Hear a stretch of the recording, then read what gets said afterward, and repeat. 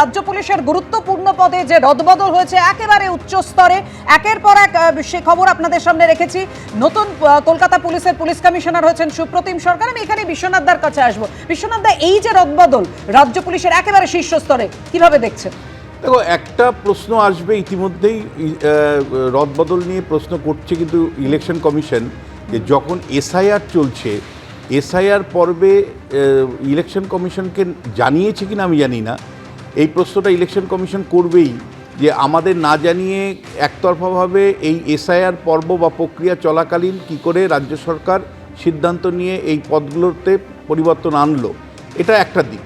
দ্বিতীয় যে সেটা হলো যে দেখো, এটাই শেষ সুযোগ ছিল ইলেকশনের আগে এই পদগুলো রাজ্য সরকার নিজের মতন গুছিয়ে নেয়। যে যখন শাসন ক্ষমতায় থাকে তার পছন্দের লোককে তার মতন করে গুছিয়ে নেয়, যাতে করে নির্বাচনের সুবিধে বা অ্যাডভান্টেজ পাওয়া যায়।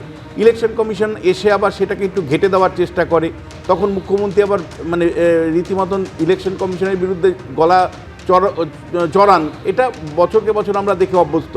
কিন্তু আমি তোমাকে বলছি, কোনো রদবদলই কাজ হয় না যদি না তোমার মানে উদ্দেশ্য, লক্ষ্য এবং মানে নিরপেক্ষভাবে যদি তুমি পুলিশ প্রশাসনকে না ব্যবহার করো।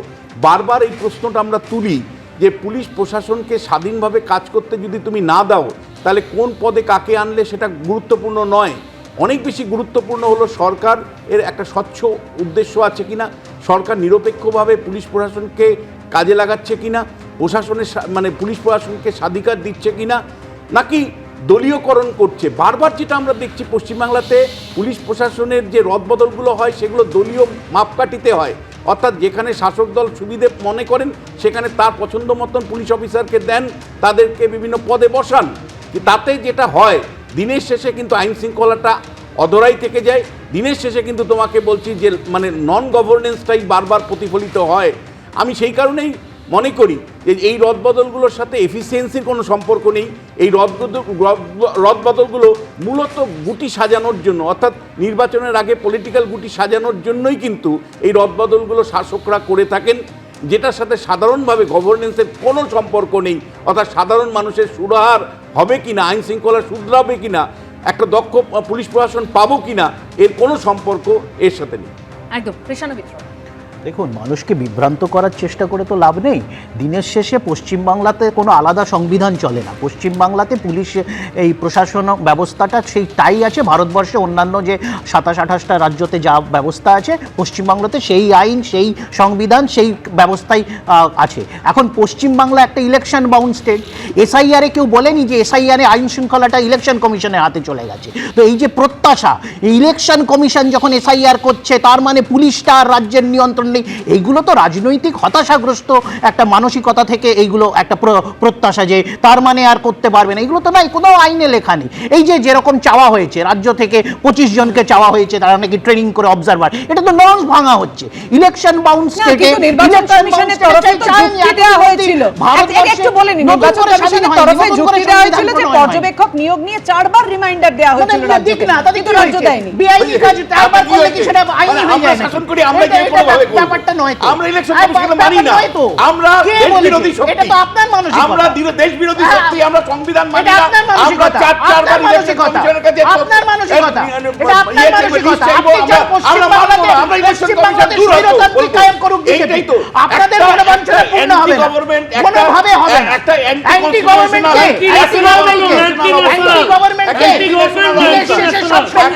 আমি দুজনকে বিরোধ করছি। সংযুক্ত কাজ হচ্ছে কোটে গিয়েও যারা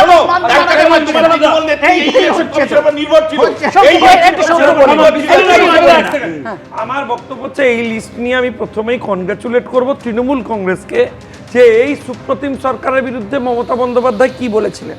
সিঙ্গুর থেকে নাকি টানতে টানতে তাকে তুলে নিয়ে এসেছিল এই সুপ্রতিম সরকার। তো এখন সেটা কি, সেই অস্ত্রই কি তিনি পুনরায় প্রয়োগ করবেন? তাই জন্যই সুপ্রতিম সরকারকে সিপি করে আনা হলো।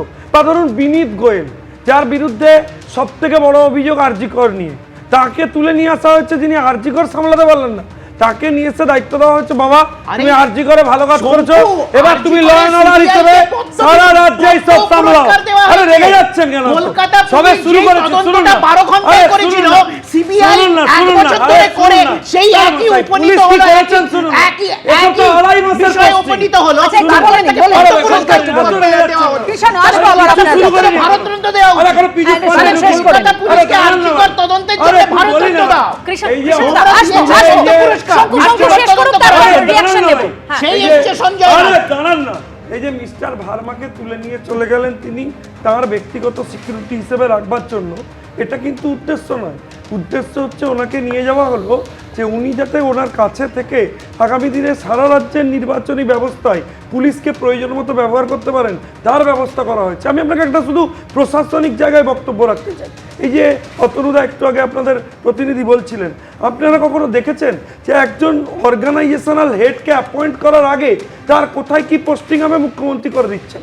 যেমন ধরুন কলকাতা পুলিশের কমিশনার অ্যাপয়েন্টমেন্টের আগে সারা কলকাতায় কোথায় কোন থানার কি ওসি হবে তার লিস্ট বার করে দেওয়া হয়েছে। সমস্ত জায়গার ঠিক আছে তো। সারা রাজ্যে কোথায় কোন বিজেপি পুলিশের রাজ্যতে আগে পোস্টিং হবে মন্ত্রিসভা ঘোষণা সেটা হয়েছে, আগেই পরে ঘোষণা করে দেওয়া মুখ্যমন্ত্রীর নাম হয়েছে। ঘোষণা তো হয়েছে। বেকার কত মাথায় জায়গায় পোস্টে দেখবেন, MP তে হয়েছে, পিজিকে কেন রাজস্থানে বসিয়েছেন? কি ওখানে বলছো পুতুল বসাতে পারতেন। আগে মন্ত্রিসভা ঘোষণা হয়, পরে মুখে মুখ্যমন্ত্রীর লজ্জা নাম শরম হয়। আছে আপনার? বিজেপি শাসিত রাজ্য। আপনার কিছু তাহলে কি হবে? লজ্জা শরম আছে? লজ্জা শরম আমার কেন এই থাকবে? পুলিশ, আমি তো এই লজ্জিত হওয়ার পুলিশ মতো দিয়ে কিছু তো করিনি, না নির্বাচন আমার করবেন পার্টি করেছে, ভেবেছেন, না আমার সরকার এই করেছে। পুলিশ দিয়ে নির্বাচন করবেন ভেবেছেন, কি করবে? সেই কারণে প্রবীণ ত্রিপাঠীকে করবে? পাঠানো হয়েছে আরে ভারত ব্যারাকপুরে। শ্রেষ্ঠ পুলিশ। ব্যারাকপুর থেকে তুলে নিয়ে এসে বসে- কলকাতা কে পুলিশ বলেছে? 12 রাজীব কুমার। ঘন্টাতে যে কে বলেছে? যে রাজীব কুমার। তদন্ত করেছে, রাজীব সবার কাছে আসবো। সবাইকে থামালাম। হ্যাঁ, একটু শুনে নিই, একটু শুনে নিই কৌশলের বক্তব্য। যেই তদন্ত কলকাতা শুনুন না। পুলিশ 12 কৃষণ, ঘন্টায় কৃষণ, সবাইকে বলতে দিতে হবে তো, সবাই আমি বলুক রাখবো একটু। কেন? আপনি আপনার বক্তব্য রেখেছেন। যেই প্রস্তুত। তথ্য তোমরা আর বিশ্বনাথ দ্বারা চেপে যাচ্ছে। আমি একটু বলি যে আসলে তো ব্যাপার হচ্ছে, অতীতে তো আমরা দেখিনি 34 বছরে রাজ্যের মুখ্যমন্ত্রীদের বাড়িতে পুলিশের বিরাট অফিসার খালি পদ হয়ে খিচুড়ি বিতরণ করছেন কালী পুজোয় দেখিনি। তো যে রদবদল ফদল হলো খিচুড়ি বিতরণ করার জন্য আইপ্যাক থেকে ফাইল কেড়ে নিয়ে আসতে হবে, আইপ্যাকের কাছ থেকে ফাইল কেড়ে নিয়ে আসতে হবে। এই জন্য তো পুলিশ অফিসার রাজ্যের মানুষ পুলিশ অফিসারদের কাছে গিয়ে তাদের কোনো ভূমিকা আছে নেই। এ তো কলকাতার হরিদেবপুর থানা একজন মহিলার কাছে বলছে মেয়েকে পাচ্ছি না, বলছে কালকে জামাই নিয়ে ফেরত চলে আসবে, বাড়ি চলে যান। এই তো অবস্থা। পুলিশে শুধু মাল দিলে পুলিশ কেস সেটেল করে। পুলিশের কাজ এফআইআর নেওয়া না, পুলিশ সেটেলমেন্ট করে। পুলিশ দেখছে তৃণমূলের নেতারা টাকা কামাচ্ছে, এই সুযোগে আমিও একটু টাকা কামিয়ে নিই। এখন কি হলো দেখুন, দিল্লি পদ্ম দিল, ঠিকই তো বলেছি কৃষণ, দিল্লি পদ্ম দিল আরজি করে, আর রাজ্য প্রমোশন দিল। এই তো তুই বেড়াল মুই বেড়াল লড়াই। আরজি কর যে সামলাতে পারে না তাকে রাজ্য সামলাতে দিচ্ছে। আবার দেখুন কাকে করেছে, ডিজি কাকে করেছে, যে চিফ সিকিউরিটি অফিসার ছিল রাজ্যের মুখ্যমন্ত্রী ম্যাডামের chief security officer. Chief security অফিসারদেরই নেতা করতে হবে, কেননা তার হয়ে এখন ইডির থেকে ফাইল কেড়ে নিয়ে আসতে হবে, সিবিআই থেকে ফাইল কেড়ে নিতে হবে। ইডি সিবিআইও সেরকম, তাদের সাথে কি আন্ডারস্ট্যান্ডিং আমরা বুঝতে পারি না। এখন শোনা যাচ্ছে নাকি ইডি সিবিআই এর পশ্চিমবাংলায় পোস্টিংয়ের জন্য দর বেড়ে গেছে আর কি। পশ্চিমবাংলায় পোস্টিং পোস্টিং পেলে হয়তো কিছু লাভ হবে, জানি না, বলতে পারবো না। কিন্তু আসলে টম অ্যান্ড জেরির দৌড় কতদিন চলবে? কতদিন ইডি সিবিআই আর তৃণমূলের দুর্নীতিগ্রস্ত নেতাদের দৌড় বাংলার মানুষ দেখবে? আমি বলেন, আমি ইডি সিবিআই বলি, আমি তৃণমূল বলি, সেইভাবে ম্যানেজ করেছে মেয়ের জন্য।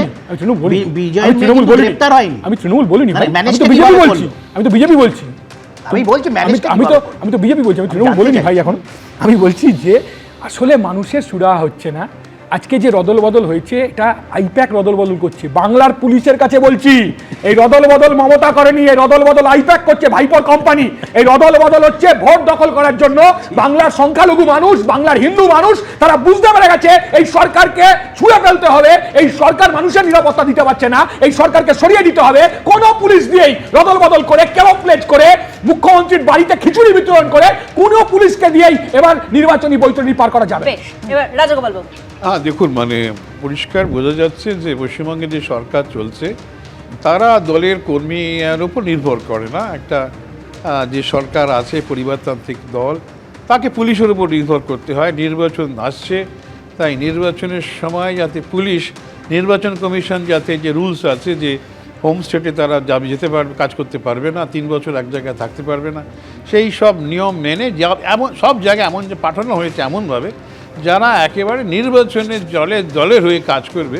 অর্থাৎ বুঝিয়ে দিল নির্বাচনের আগে, এই যে মেজর রিসাপেল করে তারা বুঝিয়ে দিল যে তাদের পুলিশের ওপর তাদের অনেক বেশি তাদের নির্ভরশীলতা আছে। দলীয় কর্মী নেতাদের থেকে। তো একটা কথা বলে রাখি যে আরজি করের যিনি সিবিআই অফিসার পদ্মশ্রী পেয়েছেন বলছেন, আমি জানি না তার কি দক্ষতা আছে, তবে ব্যাপারটা হয়েছে তাকে যখন কাজ দেওয়া হয়েছিল তার আগে সব প্রমাণটা কিন্তু লোপাট করে দেওয়া হয়েছিল। এগুলো তো এমন আপনাদের- কোনো আপনাদের প্রমাণ- এমন দিয়েছেন কোনো বলতে। পুলিশ অফিসার এগুলো- নেই। এগুলো বলে তথ্য দেন। ধরে এগুলো ধরে বলে ধরে দেন। মানে CBI তথ্যটাকে নিয়ে আসবে। 4 বছর যিনি পরে করেন, দেয়। ওই সব বলে। সমাজ থেকে এই- এটা 4 আমি বছর বললাম, পরে না। আমার কাউকে ডিফেন্ড করতে চাই না, কিন্তু ব্যাপারটা হচ্ছে যারা একটু তথ্য রাজাগোপাল লোপাট বাবু শেষ করে করে দেয়, রাজাগোপাল বাবু, যারা আমরা তথ্য প্রতিবার লোপাট বিধানসভা করে লোকসভা দেয়, ভোটের আগে এরকম রদবদলটা দেখে থাকি। তাদের কাছে কোন পুলিশ অফিসার প্রয়োজন আছে যারা তথ্য লোপাট করতে পারে? তারা ন্যায় নিরপেক্ষভাবে পুলিশ হিসেবে কাজ করবে, তেমন লোকের একেবারেই প্রয়োজন নেই। আমরা দেখেছি আরজি করে কি হয়েছে, আমাদের স্মৃতি, দর্শকদের স্মৃতি একেবারে সম্পূর্ণ সজাগ আছে। এখন এসব কথা বলে কোনো লাভ নেই। আর নির্যাতিতার বাবা কি বলছে? সুতরাং- শুভেন্দু এই অধিকারী জায়গায় দাঁড়িয়ে যে হিসাবে- গ্রহণযোগ্যতা হারিয়ে রিসার্ভেল চলে করে- বলে কোনো লাভ নেই। রিসার্ভেল করে আরে নির্যাতিতার রিসার্ভেল বাবা করে- শুভেন্দু অধিকারীকে বলেছে, তোমরা টাকা দিয়েছো, তোমরা টাকা দিয়েছো, লজ্জা লাগে না? তোমরা টাকা দিয়েছো নির্যাতিতার বাবাকে, তোমরা টাকা দিয়েছো, শুভেন্দু অধিকারী টাকা দিয়েছে, শুভেন্দু অধিকারী টাকা দিয়েছে, শুভেন্দু অধিকারী নির্যাতিতার বাবাকে টাকা দিয়েছে, নির্যাতিতার বাবা মা বলেছে, লজ্জা লাগে না? লজ্জা লাগে না? নির্যাতিতার বাবাকে ঘুষ দিয়েছো, ঘুষ দিয়েছো, আর এইগুলো রাজাগোপাল বাবু আর বিশ্বনাথ বাবুর মুখ থেকে বেরোয় না যে শুভেন্দু অধিকারী ঘুষ দিয়েছে, নির্যাতিতার বাবা মাকে ঘুষ দিয়েছে।